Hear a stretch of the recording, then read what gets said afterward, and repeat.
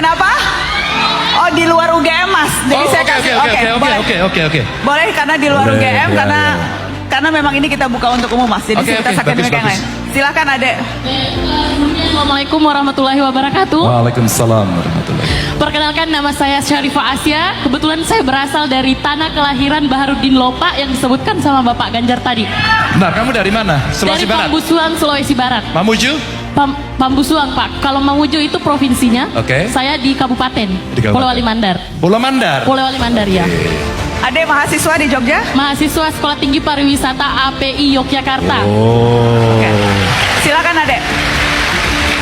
Baik, sebelumnya saya mohon maaf jika pertanyaan ini mungkin akan menyinggung atau bagaimana. Pertanyaan saya, bagaimana tanggapan Bapak soal isu Presiden Boneka? Dan bagaimana tanggapan Bapak mengenai citra PDIP di mata masyarakat saat ini yang kita tahu tanda kutip selalu jadi bahan ejekan di sosial media. Bukankah itu sebuah sinyal penolakan?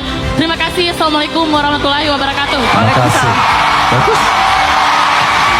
Terima kasih.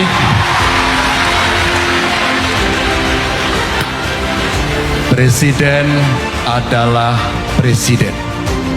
Dia menjalankan amanat penuh dari konstitusi yang ada. Titik, tidak ada komanya. Oke? Dari waktu ke waktu, kamu bisa menilai bagaimana sebuah keputusan bisa diambil, seboneka apa mereka mendapatkan pengaruh dari luar.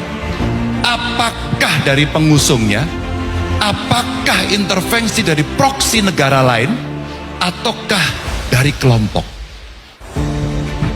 Kalau kemudian satu persatu bisa diperbandingkan, maka penilaian itu akan bisa kamu dapatkan.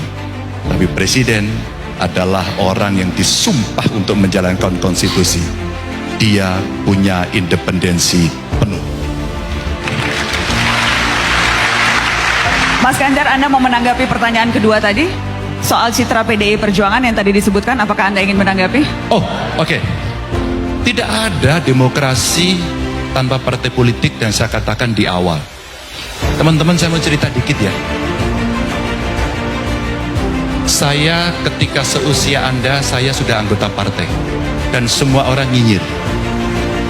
Saat demo di Bundaran, saya ingin menyampaikan kepada teman-teman, berdiskusi sama teman. Kita demo terus kok nggak pernah ada hasil. Apa yang mesti kita lakukan? Kita harus masuk dalam sistem untuk bisa mengambil keputusan.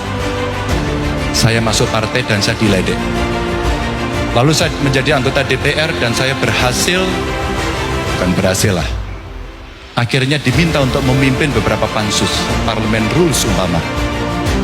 Saya diminta untuk menyusun undang-undang kewarganegaraan. Saya menjadi ketua pansus undang-undang parpol.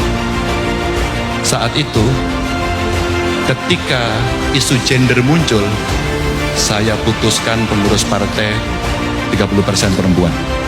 Karena saya ada di situ dan dengan tangan saya putuskan. Manfaat. Saya sekolah di UGM, saya tidak pernah lupa akan sejarah UGM, bagaimana keraton, kampus, dan kampung itu jadi satu. Pada saat itulah peran Sri Sultan Hamengkubuwono IX besarnya minta ampun. Beberapa partai tidak setuju undang-undang keistimewaan. 10 menit saya putuskan ketua panjanya namanya Ganjar Pranowo. Sejak putusan itu, undang-undang keistimewaan lahir setelah belasan tahun tidak pernah putus. 2. 3. Saya akan jadi gubernur. Dipercaya oleh masyarakat. Saya hanya minta satu saja. Halo? Saya hanya minta satu saja. Karena saya juga pengagum Baharudin Lopa. Saya hanya minta satu. Tidak ada korupsi. Maaf, kemarin di UI saya ceritakan, saya harus mencopot 2 kepala dinas saya karena terindikasi korupsi, dan dia ngaku sebelum pengadilan karena saya harus berani memutuskan itu tanpa menunggu. Anti korupsi. Keempat, baik. Ketika tadi saya ceritakan ke Mbak Nana dan audiens, saya dari keluarga tidak mampu deh. Bagaimana agar anak-anak itu bisa bersekolah?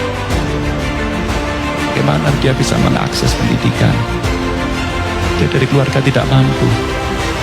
Saya keluarkan APBD, menanggung biaya mereka penuh 100%. Mereka di Jepang, mereka di Korea, mereka di perusahaan besar, dan dia jadi tulang punggung keluarganya untuk mengentaskan kemiskinan karena keputusan itu.